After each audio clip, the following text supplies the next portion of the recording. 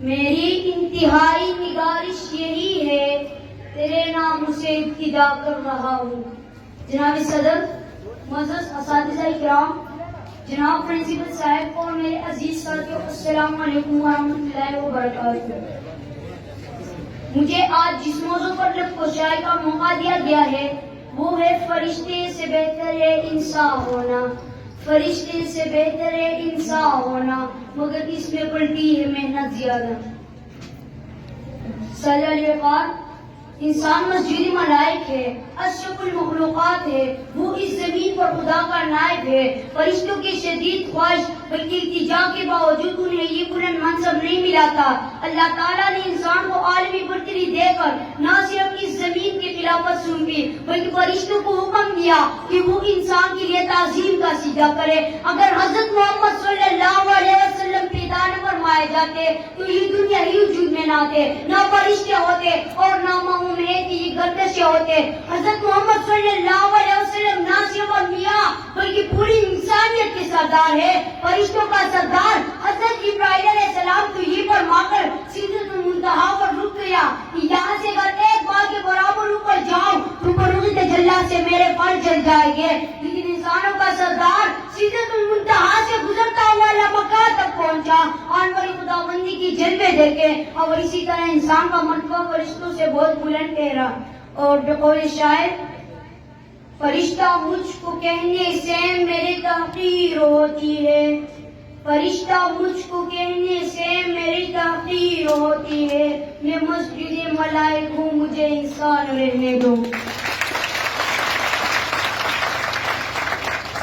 صلی اللہ علیہ وسلم، اب سے بادشاہی کی دوسری مثال مگر اس میں پڑتی ہے محنت زیادہ کی طرف آتے ہیں۔ فرشتے انسانوں جیسے جذبات و احساسات نہیں رکھتے، وہ نورانی مخلوق ہے، انسانوں کی طرح خوراک، لباس، رہائش، تعلیم، علاج جیسے ضروریات سے مبرہ ہے۔ وہ شیطان جیسے چالاک و مکار دشمن نہیں رکھتے، انہیں آزمائش درپیش نہیں ہے۔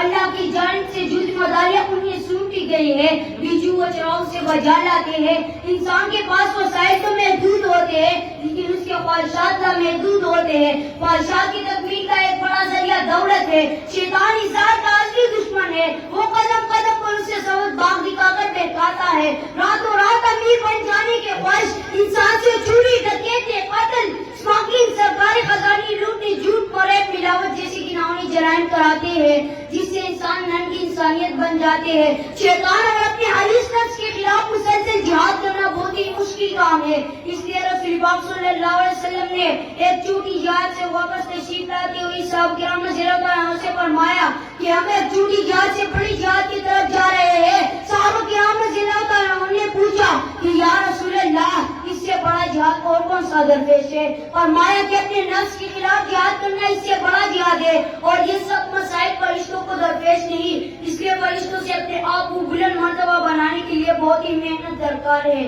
اور بقول شاعر ہے، عالم سے اختیار کی ہر چند صلح کل، عالم سے اختیار کی ہر چند صلح کل، پر اپنے ساتھ ہم کو شب و روز جنگ ہے۔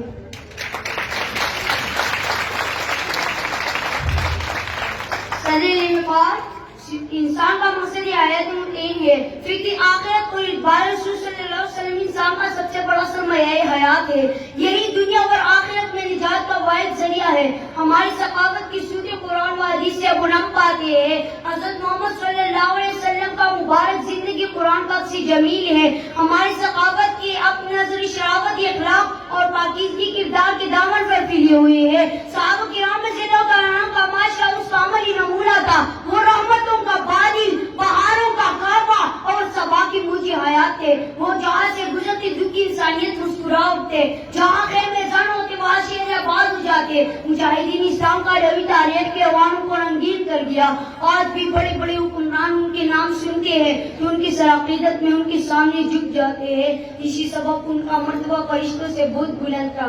اور بقول شاعر ہے، آج کیوں ذلیل کہ کل تخت ناپسند، ہے آج کیوں ذلیل کہ کل تخت ناپسند، گستاخ فرشتہ ہمارے جناب میں۔ صلی اللہ علیہ وسلم، صراط المستقیم سے دوری کی سبب آج انسان خوشبو لے کر رہے ہیں. زندگی عدم توازن اور بے مقصدیت کا مرکب بن چکا ہے. برائی یا خوشنما لباس پہن کر ہمارے سامنے نقصان ہے. یقینی کو روشن خیال سمجھا جا رہا ہے. آپ وہ انسان جس کی ابتدا و انتہا تھا اس والا باپ ہو جو موسیقی کی روح کی غذا ترنم کے اپنے مرانے اور سروں کو اپنا ثقافت سمجھا بیٹھا ہے. اس سے انسان کا مرتبہ فرشتوں سے ایک ہی بلند نہیں ہو سکتا. یہ تو انسان کو تحت الثرا میں گرانے کے شیطانی حربے ہے. آج انسان کی ریانی فحاش کی آرائش لباس اور روایت بدن کو ترقی کے معراج سمجھا بیٹھا ہے. اسے کون سمجھائے کہ یہ تو تیری ہی تباہی کے سامان ہے. میں اپنی تقریر کا اختتامی شعر پر کرنا چاہتا ہوں. آب گل کے کھیلوں کو اپنا جہاں سمجھائے تو, آب گل کے کھیلوں کو اپنا جہاں سمجھائے تو, اے نادان قد سوشیا سمجھائے.